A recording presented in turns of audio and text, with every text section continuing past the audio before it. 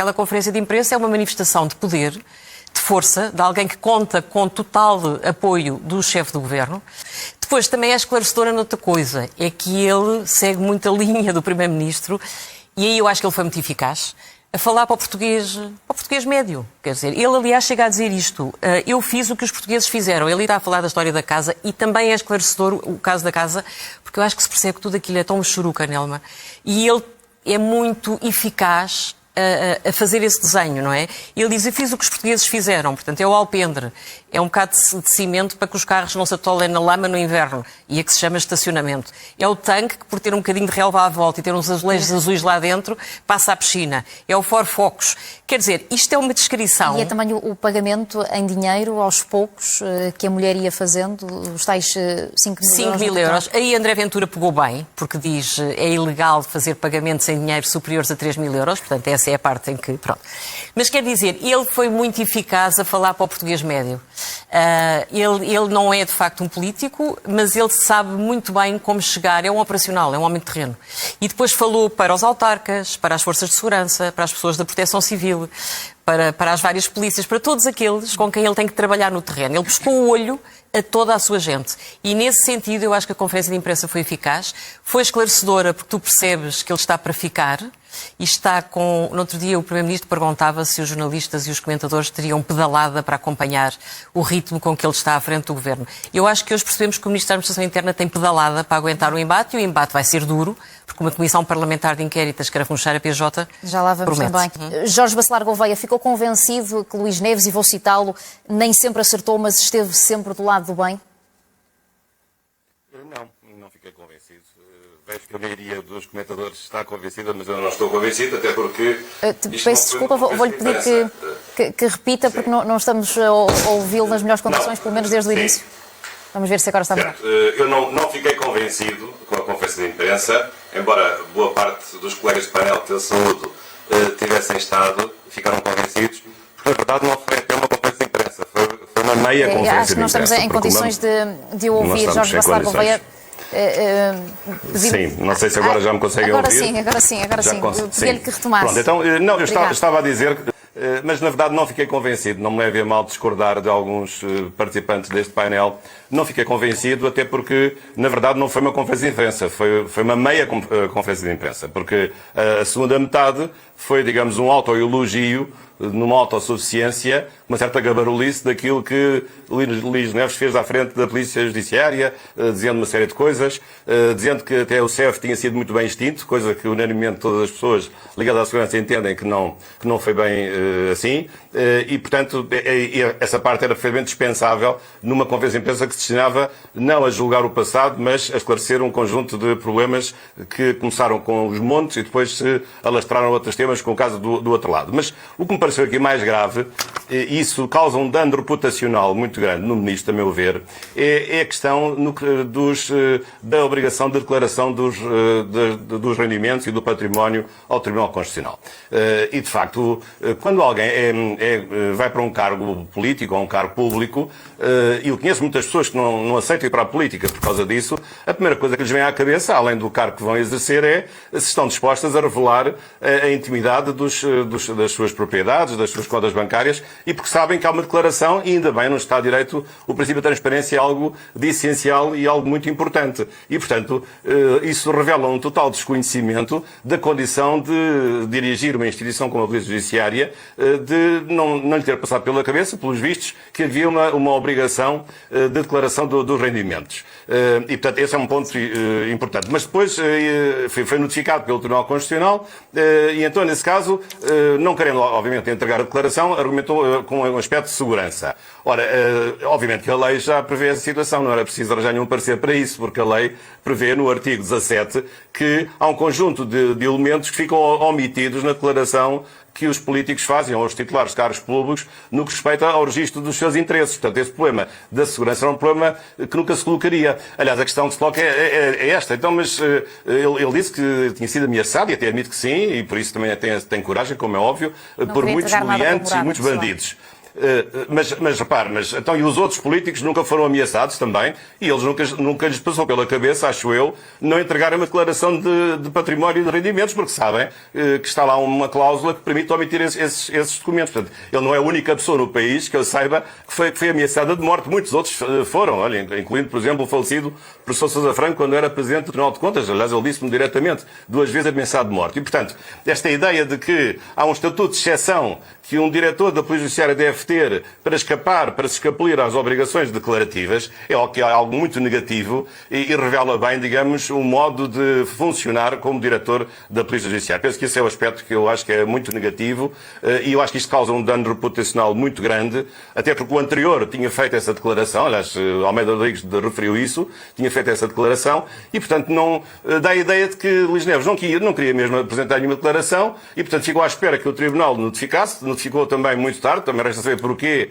o Tribunal Constitucional tinha medo de Luís Neves, porque é que só o notificou muito tarde para fazer essa declaração. E depois Luís Neves, mantendo essa ideia de não querer fazer essa declaração, arranjou, digamos, um parecer que obviamente não tinha qualquer cabimento, porque a lei já incluía essa possibilidade e a cautelar das questões de segurança. Essa explicação realmente enfim, é a explicação que ele tem, mas também eu aqui concordo com o professor Bacelar Gouveia, que é difícil perceber, não é? Nós temos de ter noção das nossas responsabilidades.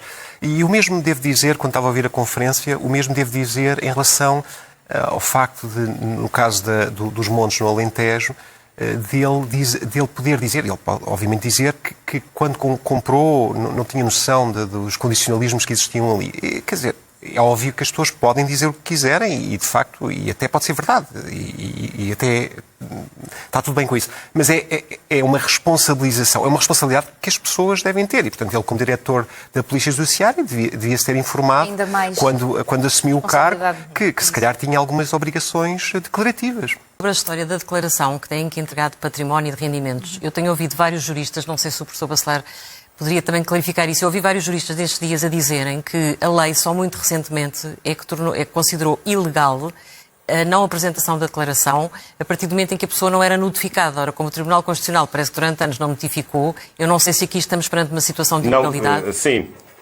Não, a questão é a seguinte, o dever declarativo existe sempre. O problema é saber o que é que acontece quando o Tribunal notifica e a pessoa não entrega, que o que está na lei é o seguinte, só é crime de desobediência qualificada quando a pessoa, sendo notificada, não entrega. Mas, não sendo notificada, a pessoa está sempre em falha, porque o dever é um dever, digamos, neste caso, até à notificação é um dever sem sanção, mas é um dever jurídico, é um dever moral, é um dever político e que qualquer político ou qualquer titular de um alto cargo deve cumprir. E eu já agora, este caso até julgo que seria importante para os deputados, e dirijo-me agora aos senhores deputados e à opinião pública, para se mudar esta lei. Eu acho que, digamos, o não cumprimento deste dever declarativo deve imediatamente fazer acionar mecanismos sancionatórios. E não estamos à espera da iniciativa de uma qualquer outra entidade. Sabemos que aqui, entretanto, também houve uma passagem de responsabilidades do Tribunal Constitucional para a entidade da transparência, que não tem funcionado realmente muito bem, é preciso dizê-lo, e com muito menos autoridade do que o próprio Tribunal. Mas, digamos, o cumprimento do dever não pode estar agora na pendência de uma iniciativa da entidade que vai fiscalizar. A pessoa deve assumir desde logo essa iniciativa. Mas provavelmente tem que mudar a lei, não é? Provavelmente tem que mudar a lei. Aliás, se pensarmos que a Autoridade da Transparência levou 4 anos para ser instalada, porque não tinha instalações, porque não tinha pessoal, porque não tinha não sei o quê.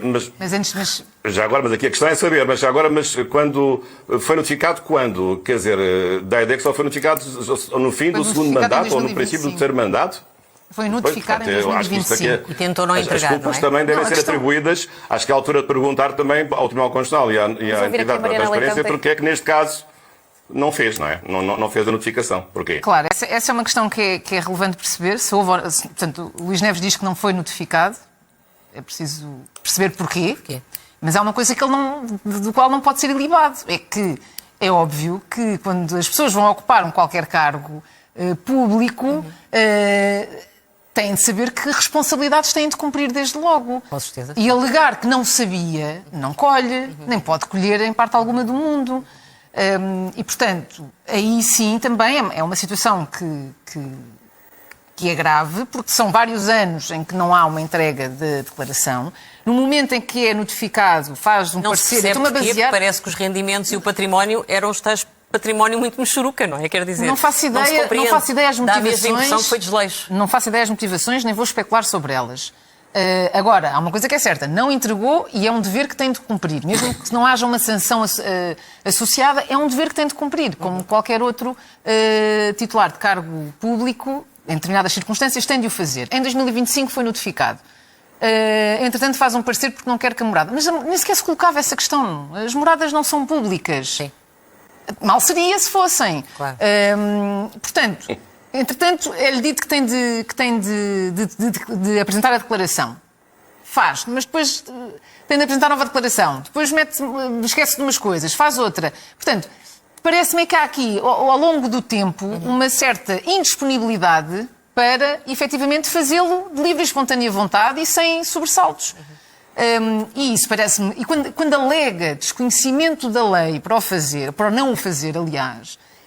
Isto vindo de um diretor nacional, de um ex-diretor nacional da Polícia Judiciária, portanto, vamos assumir que à data dos factos era o diretor nacional da Polícia Judiciária, alegar desconhecimento da lei nesta questão, parece-me francamente grave e de uma enorme irresponsabilidade. E por isso sim, e aí concordo com o Bacelar Gouveia, que estava a dizer que isto põe de facto em causa também o bom funcionamento da Polícia Judiciária. Quando olhamos para estas situações, desde o outro lado, às declarações, à forma quase leviana como algumas coisas eram tratadas. Eu percebo o objetivo em querer resolver coisas, mas há procedimentos, há uma lógica até para salvaguarda do Estado de Direito, para salvaguarda das investigações criminais, para salvaguarda depois dos processos criminais, que haja um conjunto de procedimentos que sejam seguidos e que tenham de ser seguidos para não pôr em causa absolutamente nada. A Comissão Parlamentar de Inquérito poderá servir para quê? Sim. Bem, eu penso que é sempre útil haver a Comissão Parlamentar de Inquérito. Aliás, o Ministro Luís Neves, no fim do discurso, referiu-se a isso mesmo e até dando a entender que até gostava que essa solução avançasse. Aliás, ele já tinha dito antes, ainda bem que decidiram avançar com a Comissão Parlamentar de Inquérito. Mas há algumas frases do discurso dele que me deixaram um pouco preocupado, porque a certa altura... Parece que, isto faz-me lembrar aquela famosa frase do rei Luís XIV, l'état c'est moi. A certa altura eu pensei que a Polícia Judiciária sou eu. Mas é que, porque a certa altura referiu-se que vão ver que as pessoas que eu prendi bem, muitos bandidos, põe aquilo tudo na primeira pessoa do singular. Mas a Polícia Judiciária é uma instituição com muitos inspectores e com muitos funcionários e certamente não foi Luís Neves que esteve a prender todas essas pessoas, como ele está a dizer. Aliás, ele próprio, antes de ser nomeado, quando lhe perguntaram se havia alguma incompatibilidade por facto de passar de diretor da PJ para ministro, ele próprio dizia que legalmente não tinha acesso ao conteúdo das investigações que eram feitas pelos próprios inspectores. Portanto, ele não tem, provavelmente, como diretor da Polícia Judiciária, não teve intenção direta, digamos, nos mandados de detenção nessas coisas. Portanto, eu acho que o balanço dele é positivo, é verdade, e acompanhei vários desses momentos. Há uma parte que talvez não tão positiva, foi a questão do CEF, e é verdade que ele não tinha poder político, mas ele, ao aceitar essa solução, no fundo, digamos, é um ministro que, na altura, aliás, colaborou com o José Luís Carneiro, precisamente o líder do PS, é por isso que o Carneiro gosta muito dele, porque realmente ele aceitou que o CEF fosse extinto nos termos em que isso aconteceu. Mas, portanto, a Comissão Parlamentar, a meu ver, deve funcionar, não vai, obviamente, tocar nos assuntos delicados da investigação criminal, aliás, a legislação existe e isso ficará protegido. Será uma comissão de inquérito para avaliar procedimentos. Pelos vistos, esta informalidade que hoje ficou à vista vai ser escrutinada, e ainda bem. Às vezes é necessário, havendo estado de necessidade, noutros casos não tanto, mas penso que não é uma comissão de inquérito, nem, digamos, à excelência da sua permanência à frente da Polícia Judiciária, porque ele não pode pessoalizar a questão, e também não vejo qualquer perigo disto de invadir ou de pôr em causa as investigações em curso. E, portanto, penso que, acho que no Estado de Direito as instituições devem submeter-se ao escrutínio de acordo com os poderes próprios que o Parlamento tem. Mesmo para terminarmos... E a Polícia Judiciária não é exceção, não é nenhuma exceção. A Iniciativa Liberal... Aliás, a bem da própria Polícia Judiciária, porque penso que, neste momento, enfim, por aquilo que eu sei, as pessoas desejam que esta Comissão possa funcionar, até para se repor a verdade e, porventura, alguma reputação atingida por alguns episódios. Vai acabar por ir, já se percebeu. Claro. Vai acabar por ir, há um inquérito a correr no Ministério Público, a Polícia Judiciária vai ter que se pronunciar e que explicar. Aliás, quando o Luís Neves diz, agora pergunta-lhes a eles, a Polícia Judiciária vai ter que explicar. Portanto, eu acho que estas três frentes provavelmente chegavam e não era preciso uma comissão parlamentar de inquérito. Não era preciso nada disso. Por isso mesmo, mas bastava provavelmente Luís Neves ter ido à Assembleia da República esta semana, que era inclusivamente do ponto de vista político, isto foi mais eficaz para ele e para o Governo. Eu percebo, mas a verdade é que agora não anula a Comissão Parlamentar de Inquérito. Ou seja, perante isto, vai de facto avançar a Comissão Parlamentar de Inquérito, E a cada vez lá relação para do setembro ou PSD com o outubro. Chega vai ficar bastante envenenada. Essa é outra coisa que, curiosamente, é quase irónico. Se nós perguntássemos a Luís Neves de que lado é que ele está naquela dicotomia, acham que Luís Montenegro devia governar com quem? Com um parceiro preferencial que era o PS ou com o Chega? Ele seguramente dizia com o PS. E eu acho que Luís Montenegro vai cada vez mais estar condenado a falar com José Luís Carneiro, porque a relação com o André Ventura fica claramente mais complicada. E porque este caso também contribuiu para isso. Contribui seguramente.